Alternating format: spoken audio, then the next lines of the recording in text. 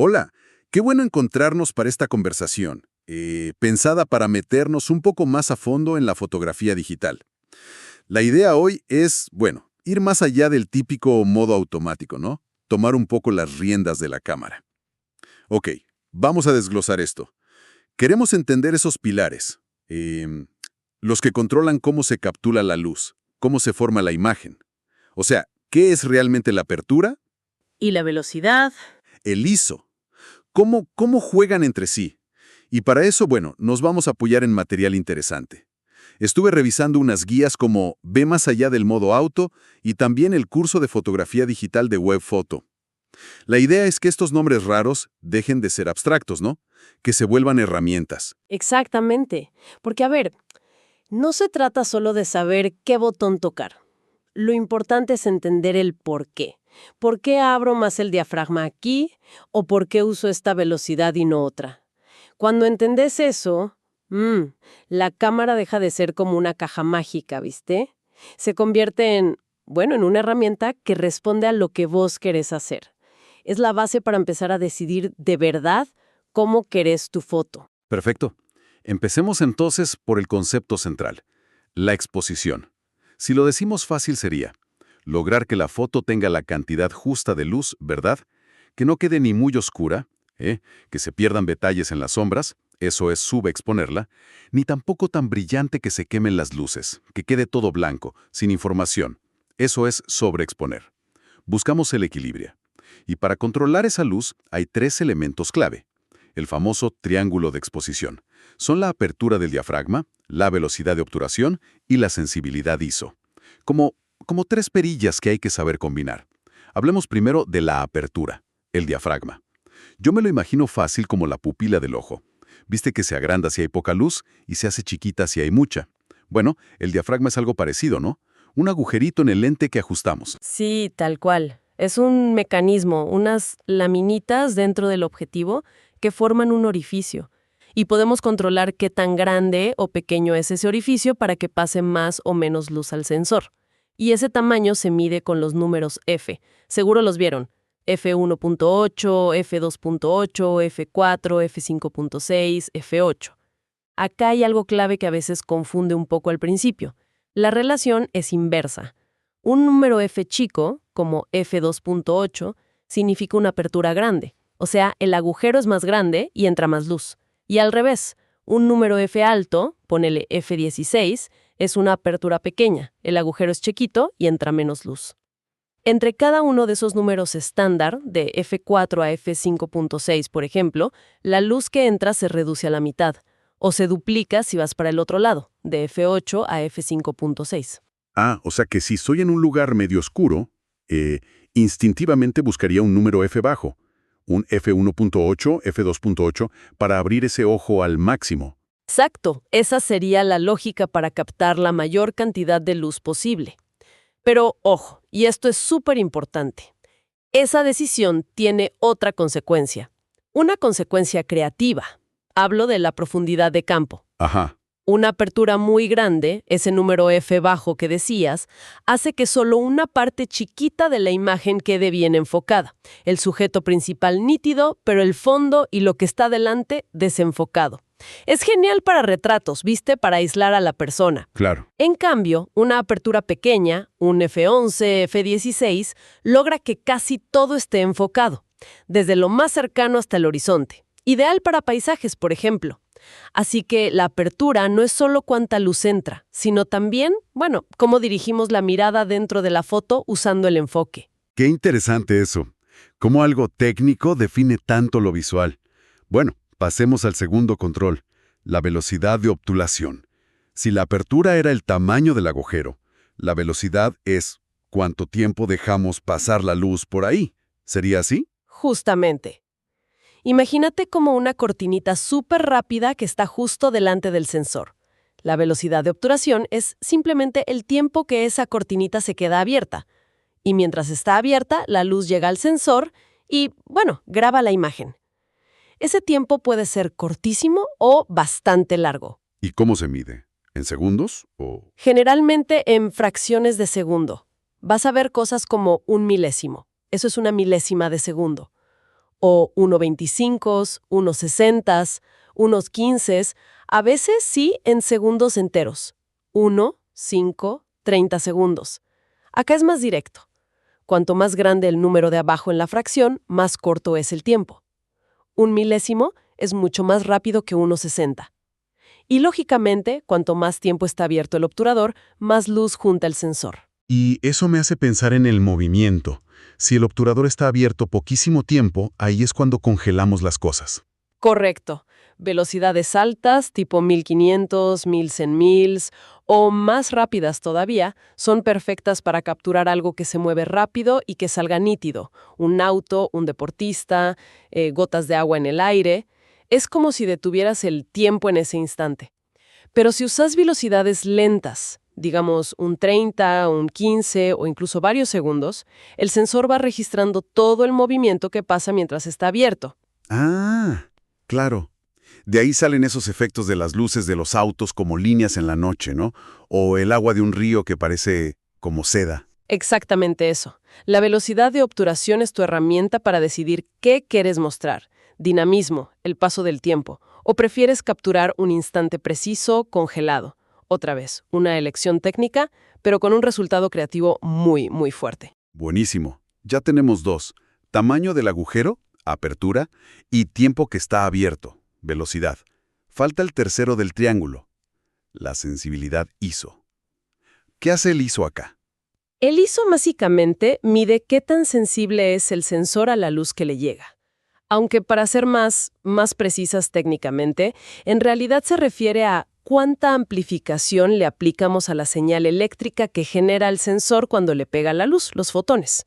Imagínate que es como subirle el volumen a la señal de luz que capturaste. Y se mide con esos números. ISO 100, 200, 400, 800. ¿Qué pasa si subo ese número? Así es. Cada vez que duplicas el número ISO, por ejemplo, de 100 a 200 o de 200 a 400, estás duplicando la sensibilidad. Bueno, la amplificación de la señal. Eso quiere decir que necesitas la mitad de luz para obtener la misma exposición final.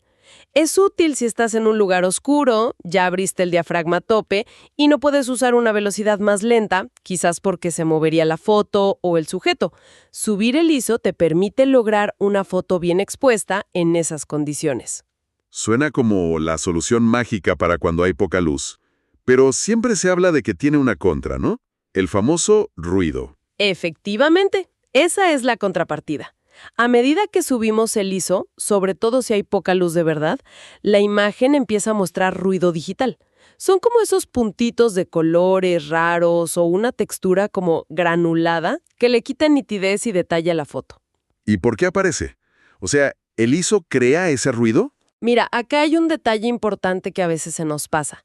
El ISO alto en sí mismo no es que invente el ruido. El ruido electrónico es algo que está ahí, en el sensor. Es como una imperfección. Siempre hay un poquito. Lo que pasa es que, con poca luz, la señal buena, la información real de la imagen, es muy débil. Son poquitos fotones llegando. Entonces, al aplicar mucha amplificación, o sea, subir el ISO, para poder ver esa señal débil, inevitablemente también amplificamos mucho ese ruido de fondo que ya estaba.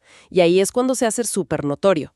La verdadera causa del ruido visible no es el ISO en sí, sino la falta de luz, la escasez de fotones. Por eso, siempre que se pueda, intentamos usar el ISO más bajo posible, el ISO base de la cámara, que suele ser 100 o 200, porque ahí la señal es más limpia, el ruido casi no se nota y la calidad es máxima. Entendido. Es como intentar escuchar un susurro en una habitación con mucho barullo. Si subís a tope el volumen del micrófono para oír el susurro, también se escucha todo el ruido de fondo mucho más fuerte. Clarísimo.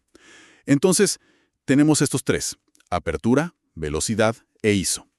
Y la clave es que no van cada uno por su lado, no. Se equilibran. Ahí está el corazón del asunto, del control manual. En la guía ve más allá del modo auto. Usan una analogía que está buena, la de llenar un vaso de agua.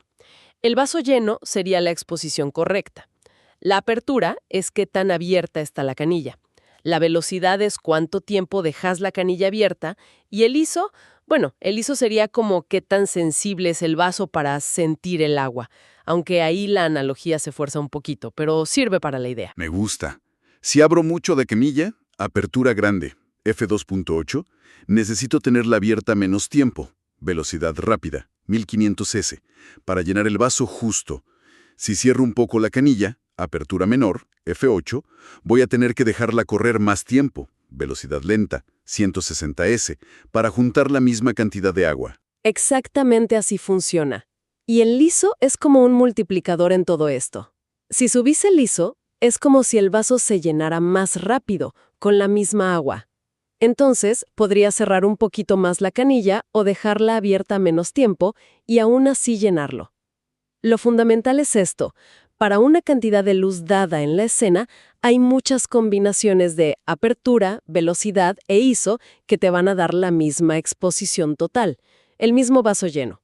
Eso se llama exposición equivalente. ¿Y podríamos ver un ejemplo práctico de esas combinaciones que dan lo mismo? Claro, mira, imagínate que con ISO 200, una exposición correcta para una escena es 1/225 de velocidad y una apertura de f8. Esa es nuestra base, ¿ok? Ahora, ponele que quieres desenfocar más el fondo. Decidís abrir el diafragma a f4. Eso es bastante más abierto que f8. Son 2 pasos más de luz. De f8 a f5.6 es uno y de f5.6 a f4 es otro. Para que la exposición total siga siendo la misma, tenés que compensar quitando esos 2 pasos de luz por otro lado. Una forma es usar una velocidad de obturación 2 pasos más rápida. De 1/225 pasas a 1/250, un paso menos de luz, y de ahí a 1/500, otro paso menos. Entonces la combinación ISO 200, 1/500 y f4 te daría la misma exposición que la original de ISO 200, 1/225 y f8. Ah, entiendo. O sea, cambié la apertura para el efecto que quería, pero compensé con la velocidad para que la luz total sea la misma. Y si no pudiera cambiar la velocidad, por ejemplo, porque necesito que no salga movida la foto, podría haber bajado el ISO en vez. Exacto, muy bien. Si partís de ISO 200, 1.25S, F8 y abrís a F4, 2 pasos más de luz, podrías compensar bajando el ISO 2 pasos. De ISO 200 a ISO 100, eso es un paso menos de sensibilidad, y de ISO 100 a ISO 50, otro paso menos si tu cámara llega a ese ISO. Entonces, ISO 50, 1.25S y F4 también sería más o menos equivalente en exposición. Jugar con estas equivalencias es lo que te permite lograr el efecto creativo que buscas. Más o menos profundidad de campo, congelar o mostrar movimiento, pero manteniendo siempre una exposición correcta. Este juego de equilibrios es realmente la base para empezar a tomar decisiones. Ya no es solo que la foto salga bien de luz, sino decidir cómo queremos que salga bien de luz, aprovechando esos efectos secundarios de cada control. Ese es el clic mental, ¿viste? Pasar de aceptar lo que la cámara decide en automático a usar estos 3 controles como pinceles para pintar la imagen que tenés en la cabeza. Entender cómo dependen uno del otro es el primer gran paso para tomar el control creativo. Y bueno, aunque hoy nos centramos mucho en esta base de la exposición, revisando lo que dicen fuentes como Ve más allá del modo auto o el curso de The Wave Photo en sus inicios, hay otras cositas básicas que también mencionan. Por ejemplo, algo importante, el formato en que guardamos la foto. ¿Podemos comentar brevemente la diferencia entre JPG y RAW, basándonos en lo que dicen estas guías? Sí, claro, es un punto clave que suele aparecer al principio. Básicamente, cuando configuras la cámara, te deja elegir cómo guardar el archivo. El formato más común, el que usan casi todos los celulares y cámaras por defecto, es el JPG o JPG. Es un archivo que la cámara ya procesó. Le aplicó ajustes de color, de contraste, de nitidez y, muy importante, lo comprime para que ocupe menos espacio en la tarjeta. Y esa compresión, tengo entendido, es con pérdida, ¿no? O sea, se tira información para achicar el archivo y eso ya no se recupera. Correcto. Se pierde información de forma irreversible. Es un formato súper práctico, ¿eh? Universal, compatible con todo. Lo sacás de la cámara y está listo para compartir, para imprimir. Pero claro, esa compresión y ese procesado que hizo la cámara limitan mucho lo que podés hacer después, si quieres editar la foto. El formato RAW, por otro lado, es como el negativo digital. guarda la información del sensor casi cruda, digamos, sin aplicarle esos ajustes finales ni esa compresión destructiva. Ah, o sea que tienen muchísima más información original de la escena. Muchísima más. Tiene más rango de tonos, o sea, más detalle en las partes muy claras y muy oscuras, más información de color también.